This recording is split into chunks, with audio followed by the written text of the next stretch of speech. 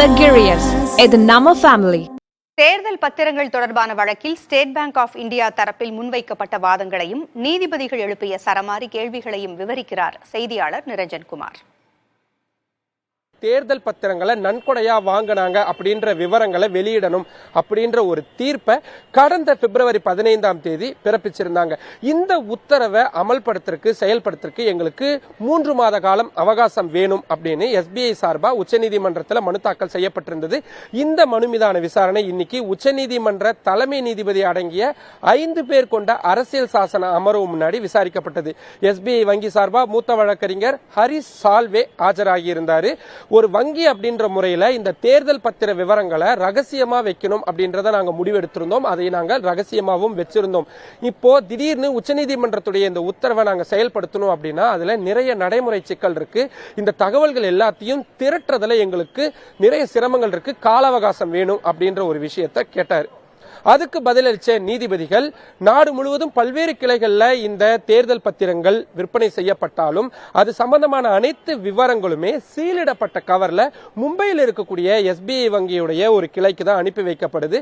அந்த சீலிடப்பட்ட கவரை ஓபன் பண்ணி அதில் இருக்கக்கூடிய விவரங்களை வெளியிடுறதுக்கு உங்களுக்கு எதுக்காக இவ்வளவு கால அவகாசம் தேவைப்படுது?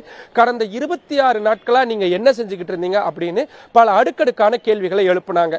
அதுக்கு பதிலளிச்ச SBI தரப்பு வழக்கறிஞர் ஹரிஷ் சால்வே ஒவ்வொரு தேர்தல் பத்திரத்திற்கும் ஒரு சீரியல் நம்பர் அப்படின்றது இருக்கும். அந்த சீரியல் நம்பரும் அதை வாங்கினவருடைய பெயரும் அதை யாருக்கு கொடுத்தாரு அப்படின்ற விவரமும் ஒப்பிட்டு பார்க்கணும். அதுல ஒருவேளை ஏதேனும் பிழை இருந்ததுன்னா அது பெரிய சட்ட சிக்கலை ஏற்படுத்திடும் அப்படின்ற ஒரு வாதம் முன்வைக்கப்பட்டது. அதுக்கு பதிலளிச்ச நீதிபதிகள் நாங்க அந்த மாதிரியான வெரிஃபிகேஷன் எதையுமே உங்களை பார்க்க சொல்லல. சிம்பிளா யாரு தேர்தல் பத்திரத்தை எவ்வளவு டினாமினேஷன் எவ்வளவு தொகைக்கு வாங்கினாங்க, அதை யாருக்கு கொடுத்தாங்க, அந்த கட்சி அதை எப்போ பணமா மாத்தினாங்க, இந்த விவரங்கள் உங்ககிட்ட ரொம்ப சிம்பிளான விஷயமா தான் இருக்கும். அதை நீங்க வெளியிட்டாலே போதும். அதுக்கு எதுக்கு நீங்க இவ்வளவு தூரம் கால அவகாசம் கேட்கிறீங்க அப்படின்ற ஒரு கேள்வியை மீண்டும் வலியுறுத்தியதோடு முக்கியமான உத்தரவுகளையும் பிறப்பிச்சிருக்கிறாங்க.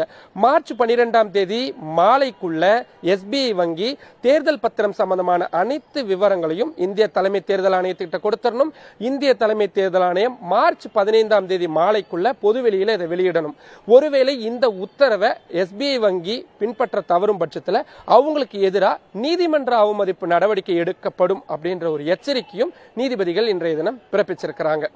தலைநகர் டெல்லியிலிருந்து புதிய தலைமுறைக்காக ஒளிப்பதிவாளர் லோகேஷுடன் நிரஞ்சன்.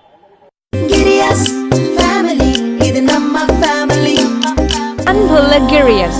இது நம்ம ஃபேமிலி.